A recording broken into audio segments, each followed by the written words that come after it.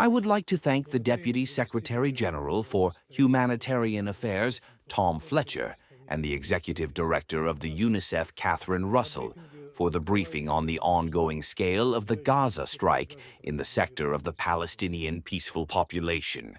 From day to day, the humanitarian situation in the sector is breaking new records. The population of Enclava is living in the midst of a full-scale humanitarian catastrophe. They are facing unthinkable deprivations and starvation, resulting in the deaths of adults and children.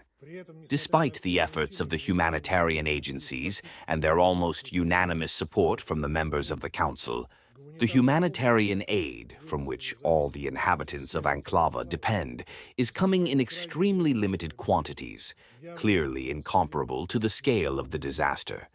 The situation is rapidly deteriorating amid the critical shortage of fuel necessary for the functioning of the infrastructure. Without it, the work of hospitals, water supply systems, and power stations can be completely paralyzed, which puts the lives of hundreds of thousands of civilians at risk. Special concern is raised by reports of a possible stoppage of water supply systems. It is unacceptable for the residents of Gaza, primarily children, to be left without access to drinking water.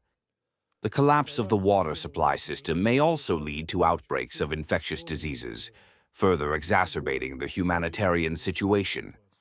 Mr. Chairman, the ongoing ground operations of the Kahal and shelling throughout the Gaza sector create truly unbearable conditions for the survival of the civilian population. We strongly condemn the attacks, which result in the deaths and injuries of civilians. A more stable and clearer nature of the strikes on the places where people gather in search of food, including at distribution centers, is particularly alarming.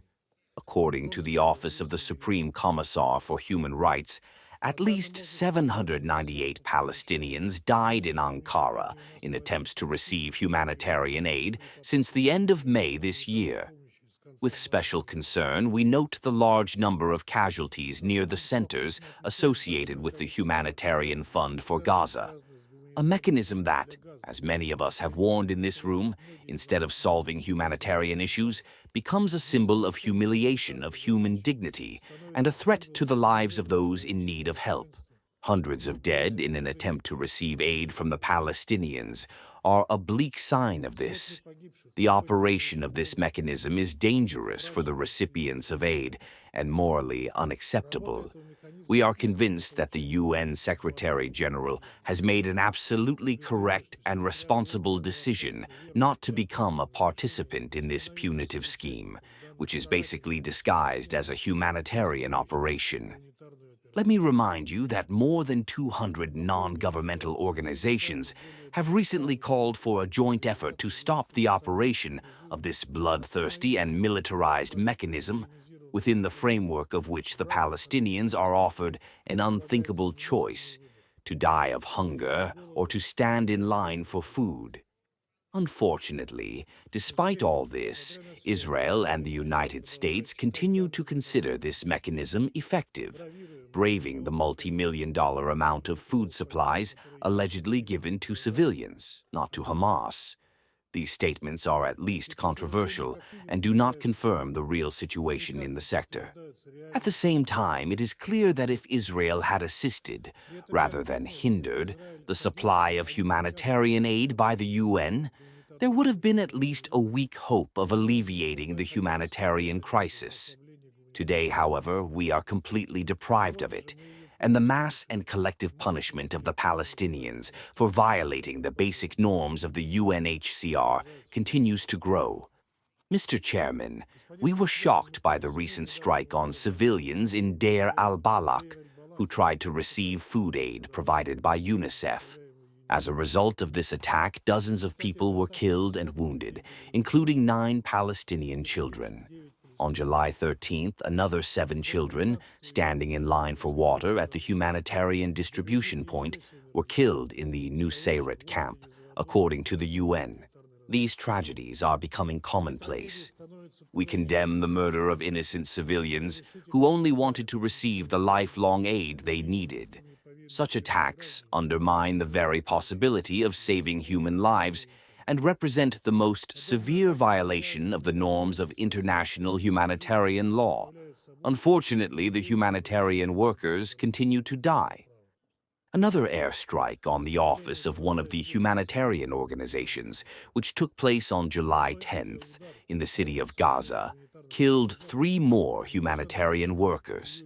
This tragic incident once again confirms the extremely high level of risk that humanitarian workers face when fulfilling their duty in the face of constant danger. At the same time as the attacks on the humanitarian workers and the events in Gaza are being covered by journalists, the real drama is being unleashed against the UN's unpleasant structure. First of all, this applies to BAPOR, an agency that has been providing Palestinians with support in the areas of humanitarian assistance, education, and healthcare for many decades. Its unwavering and steadfast work is the key to the survival of millions of Palestinians living not only in the Gaza Strip, but, as is well known, in the neighboring countries of refugees. We emphasize that there is no alternative to BAPOR. There is no alternative to BAPOR. Following BAPOR and the UN General Assembly, the UN Special Procedures Office was assigned the task of handling the situation. Such actions do not comply with the obligations of the UN member states, violate the UN Convention on the Privileges and Dignities. This situation requires the most decisive international response. The protection and life-sustaining of the civilian population at the UN Security Council are the obligations of Israel as an occupying state, which is not subject to the criteria of acceptance or non-acceptance by the Israeli leadership. We insist on the unconditional assurance of the safety of the civilian population. Unfortunately, all attempts by the international community to achieve at least some kind of compliance with the basic principles of humanity and humanity are based on the unwavering support of their ally Washington, which gave Western Jerusalem carte blanche for any actions against the Palestinians. Mr. Chairman, if someone thinks that the situation in Gaza simply cannot be worse, then he is most likely mistaken. According to the incoming information, including from Israeli officials, Western Jerusalem is preparing a new plan to relocate 600,000 Palestinians to the so-called humanitarian city of Rafah, south of the Morocco military corridor. The goal is to concentrate all the 2 million-strong population of the enclave there in the future, which was previously subjected to civilian checks on the basis of communication with Hamas. General Commissar BAPOR Philip Lazzarini has already described such a plan as the actual creation of a mass concentration camp, the Palestinian inhabitants of which will be deprived of any prospects for the future. We would like to note that the former Prime Minister of Israel, Ehud Olmert, also shares such assessments, calling this initiative part of the general campaign of the Netanyahu government on ethnic cleansing and deportation of Palestinians. It would be important to hear the assessments of this initiative from the KGB or UNICEF. Mr. Chairman, the problems of the Palestinian population are not limited to one Gaza. We are extremely concerned about the situation on the western bank of the Jordan River, where the increase in the intensity of the Israeli forces' operations is being recorded, especially in the northern areas. The actions of Western Jerusalem lead to large-scale destruction, aggravate the humanitarian crisis, and deprive the displaced families of the hope of return. We regularly receive reports of murders and violence against Palestinians, seizures of territories, and demolitions of buildings. This is unacceptable. We urge Israel to immediately end the violence on the occupied Palestinian territory, to guarantee the protection of the population, and not to hinder the humanitarian assistance to the peaceful citizens who need it most. It is also necessary to stop the expansion and construction of settlements, provocations by the settlers, which demonstratively humiliate the honor and dignity of the Palestinians. Mr. Chairman, We have all repeatedly said in this room that ensuring the unhindered humanitarian access to all those in need on the territory of the enclave under the conditions of the ongoing military operation of the Kahal is an impossible mission. In addition, it is obvious to all of us that the forceful method of rescue of the hostages held in Gaza has demonstrated its inefficiency. In this regard, we would like to once again urge the parties to achieve as soon as possible such agreements on ceasefire with the efforts of the intermediaries, which would lead to the liberation and exchange of all forcibly held persons. At the same time, in order for the Israeli authorities to finally lift the blockade from the sector, Washington must abandon the unconditional support of Western Jerusalem, the coverage of its violations of the GDP, and use its influence to stabilize the situation.